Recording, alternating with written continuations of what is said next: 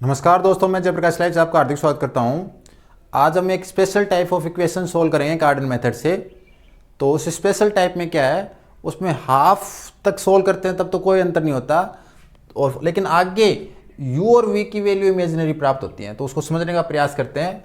सबसे पहले मान लीजिए हमारी इक्वेशन है वो है z³ + 3hz + g = 0, या अगर ये x में है तो इस प्रकार हो सकती है कि x³ + 3hx + g = 0। कोई भी इक्वेशन क्यों हो सकती है। मान लीजिए इक्वेशन x में है तो हम सब्स्टिट्यूशन करते थे x = u⁻⁴ + v⁻⁴। ऐसा हमने सब्स्टिट्यूशन प्रीवियस लेक्चर्स में किया है। उससे हमें प्राप्त होता था x³ = -3 × u⁻⁴ × v⁻⁴ × x - u + v = 0। और कंपैरिजन करने से हमें प्राप्त हुआ था u × v = -h³ and u + v = -g। ये हम पहले प्राप्त कर चुके हैं। इससे हम एक इक्वेशन लिखते थे जो जिसके रूट u और v हैं, तो वो होती थी t² - u + v × t + u × v = 0। और यहाँ t की जो हमें दो वैल्यू मिलती थी वो एक u की होती थी और एक v की होती थी, लेकिन वो दोनों वैल्यू हमें प्रीवियस लेक्चर तक रियल प्राप्त हुई थी, वास्तविक प्राप्त हुई थी। लेकिन अगर यहाँ से t की हमें दो वैल्यू प्राप्त हो जाए, एक मान लीजिए p + i⁻³ प्राप्त हो जाए, दूसरी p - i⁻³। अगर किसी भी क्वाड्रेटिक इक्वेशन का एक रूट कॉम्प्लेक्स है तो दूसरा रूट भी कॉम्प्लेक्स होगा और वो उसका कॉन्जुगेट होगा, उसका संयुग्मी होगा। तो अगर एक मूल p + i⁻³ हो तो दूसरा मूल भी क्या होगा, p - i⁻³ होगा। तो दूसरा मूल p - i⁻² है, एक p + i⁻² है। इसको कहा मैंने अगर u, तो ये वैल्यू किसकी है, v। तो u बराबर कितना प्राप्त हो गया, u बराबर p + i⁻²।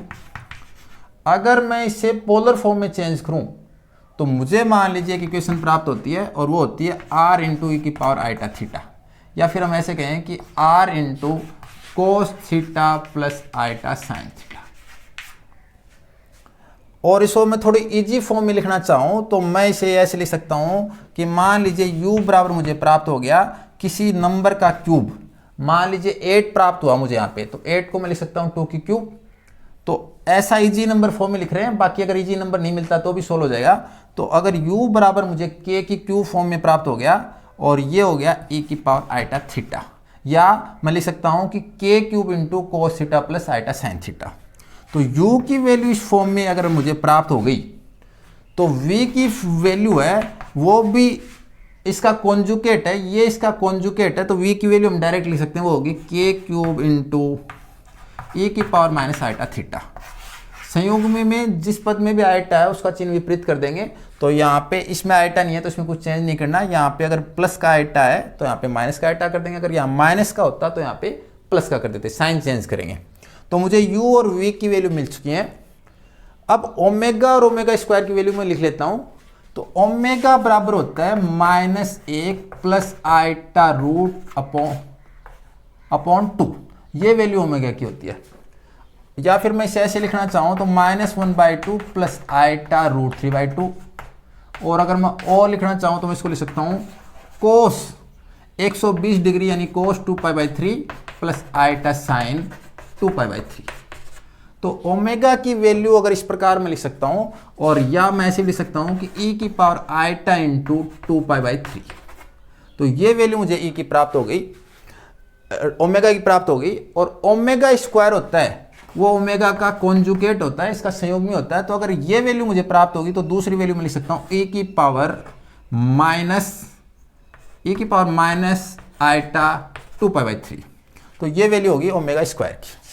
तो एक वैल्यू मुझे ओमेगा² की मिल गई, एक वैल्यू मुझे ओमेगा की मिल गई। तो ओमेगा और ओमेगा² की वैल्यू एक दूसरे की कॉन्जुगेट हैं, और u और v भी एक दूसरे का क्या है, कॉन्जुगेट है। अब हमें 3 रूट प्राप्त करने हैं। पहला रूट प्राप्त करना है u⁻⁴ + v⁻⁴। तो अगर u⁻⁴ +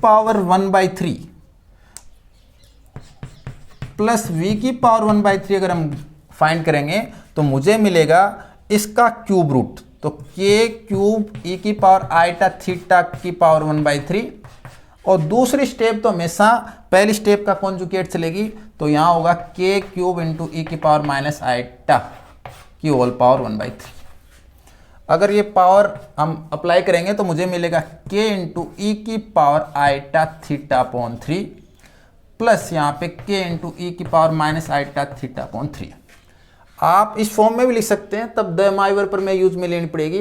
वो हो सकता है कि आप लोगों को ना आती हो, तो इसलिए मैंने इस फॉर्म में लिखा है, क्योंकि घातांक नियम है, जो एक्सपोनेंट ला है वो मोस्टली सबको आता है। इसको अगर सोल्व करेंगे तो यहाँ पे मुझे मिलेगा के तो कॉमन आ जाएगा, अंदर ई की power iota theta by 3 plus e की power minus iota theta by 3 और ई की पावर आइटा 5। ई की पावर आइटा 5 बराबर होता है कोस 5 प्लस आइटा साइन 5। तो अगर ई की पावर आइटा थीटा बाई 3 है तो इसकी वैल्यू होगी K into cos theta by 3 plus iota sine theta by 3।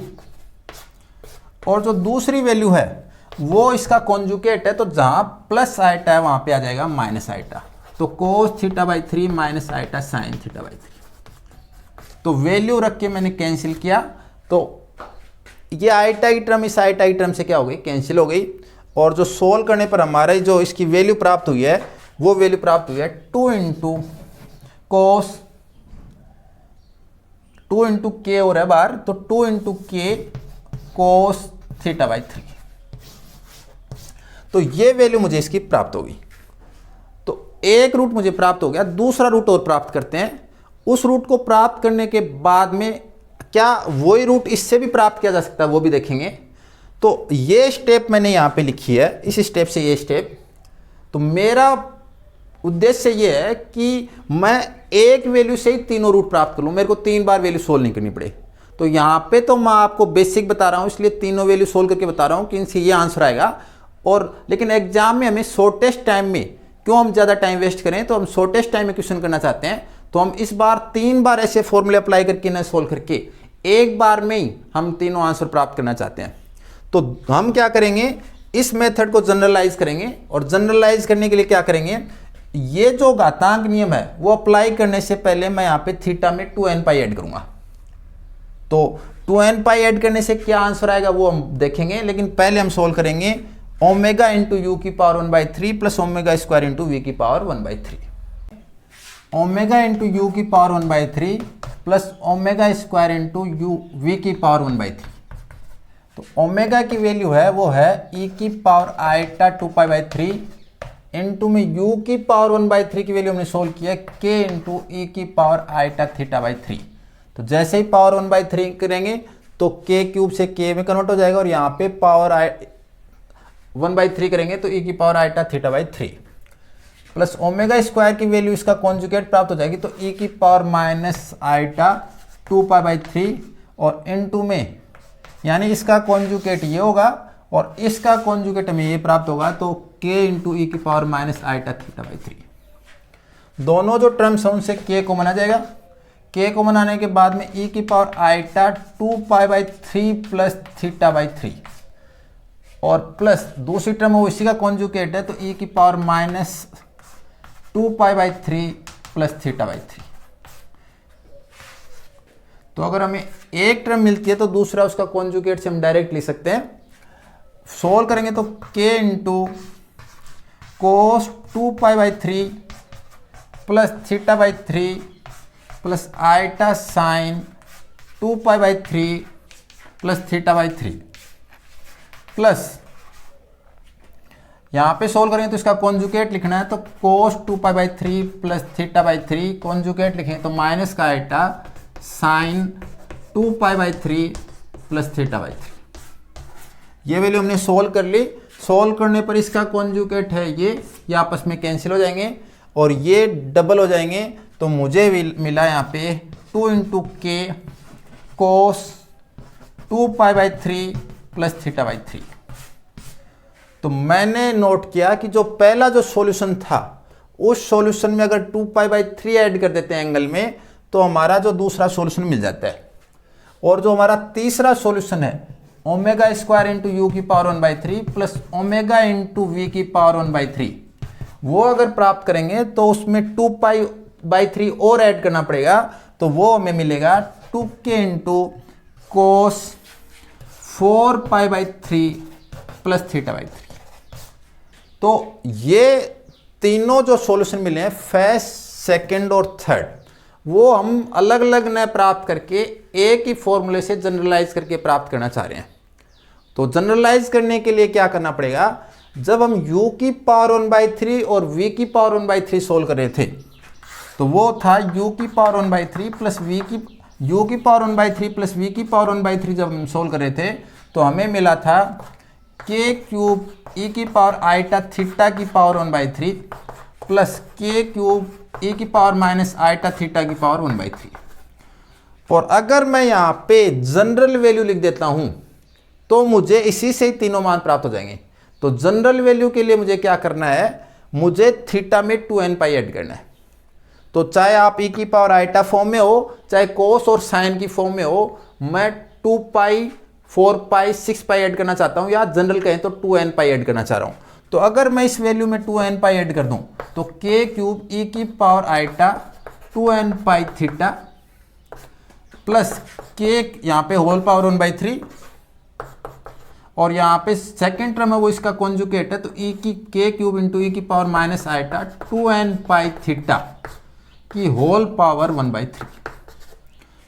और अब अगर मैं पावर 1/3 करूँगा तो यहाँ मुझे k मिलेगा, इससे भी k मिलेगा, तो k तो कॉमन आ गया और हमारा जो ब्रैकेट में मिलेगा वो मिलेगा e की पावर आइटा 2nπ/3 प्लस θ/3 और प्लस इसका कॉन्जुगेट e की power minus iota 2nπ/3 plus θ/3। तो अगर इस फॉर्मूले में मैं n बराबर 0 पुट कर दूं, तो अगर n बराबर 0 पुट कर दूं तो जो हमने सोल्व किया था हमें ये वैल्यू प्राप्त होगी। इस फॉर्मूले में अगर मैं n की वैल्यू 1 पुट कर दूंगा तो n की वैल्यू 1 पुट करने पर हमें ये सॉल्यूशन प्राप्त होगा। और अगर इसी फॉर्मूले में n की वैल्यू मैं 2 पुट कर दूं तो 2 पुट करने पर मुझे ये सॉल्यूशन प्राप्त होगा। लेकिन इसको कई बार दूसरी फॉर्म में भी लिख के सोल्व कर देते हैं, तो उस समय हमें ध्यान रखना कि हमने n की वैल्यू क्या क्या ली है, n की वैल्यू 0, 1 और 2 लिए हैं। यदि हम जनरल वैल्यू में 2nπ ऐड कर देते हैं, यानी अगर घातांक नियम लगाने से पहले या द माइवर प्रमेय लगाने से पहले अगर मैं एंगल में 2nπ ऐड कर दूं और फिर मैं घातांक नियम लगाऊं यानी एक्सपोनेंट लॉ लगाऊं, और या फिर मैं ये कहूं कि मैं द माइवर प्रमेय लगाऊं, तो वो लगा के अगर हम सोल्व करते हैं तो उसमें n बराबर 0, 1 और 2 पुट करने पर हमें तीनों वैल्यू प्राप्त हो जाती हैं। तो 3 बार सोल्व न करके हम एक ही वैल्यू को सोल्व करेंगे और उसी में ही हम क्या करेंगे, n की वैल्यू 0, 1 और 2 पुट करेंगे। अगर आपको कंफ्यूजन है तो आप दूसरा तरीका क्या अपना सकते हैं, एक सॉल्यूशन जो भी आ गया उसके एंगल में आप 2π/3 ऐड करो दूसरा सॉल्यूशन, और 4π/3 ऐड करो दूसरा सॉल्यूशन, ये भी प्राप्त कर सकते हैं। तो आपके पास दो ऑप्शन है। पहला ऑप्शन घातांक नियम लगाने से पहले ही 2nπ ऐड कर दो और n की वैल्यू पुट करो 0, 1, 2। दूसरा ऑप्शन एक सॉल्यूशन निकाल लो और जो भी एंगल है उसमें एक बार 2π/3 यानी 120 डिग्री ऐड कर दिया और दूसरी बार 240 डिग्री यानी इसका डबल 4π/3 हमने ऐड कर दिया, तो हमारे पास सॉल्यूशन प्राप्त हो जाएंगे। अब कई बार क्या होता है कि ऑप्शन इस फॉर्म में नहीं देकर कोस की दूसरी फॉर्म में भी दे सकते हैं। तो n बराबर 2 के स्थान पे अगर आप -1 लोगे तो वो सॉल्यूशन भी सही है। उसका रीजन ये है कि कोस, अगर कोई भी एंगल मान लीजिए मैं कहता हूं कि साई है, कोस साई और कोस 2π माइनस साई दोनों की वैल्यू क्या होती है, इक्वल होती है। तो अगर आप 2 पुट करोगे तो मान लीजिए ये प्राप्त हो रहा है और -1 पुट करो तो ये प्राप्त हो रहा है, तो इसका मतलब ये दोनों वैल्यू क्या हो गई, इक्वल हो गई। तो आप अगर 2 पुट करके और बाद में ये फॉर्मूला लगा के कन्वर्ट करते हो तो भी ये आंसर आएगा, और आप चाहो तो n = -1 पुट करोगे तो डायरेक्ट हमारा सॉल्यूशन मिल जाता है। वो डिपेंड करता है कि आंसर किस फॉर्म में है। तो नेक्स्ट लेक्चर में जब हम इस पे डिपेंड क्वेश्चन सॉल्यूशन करेंगे तो हम इसको और डिटेल से समझेंगे।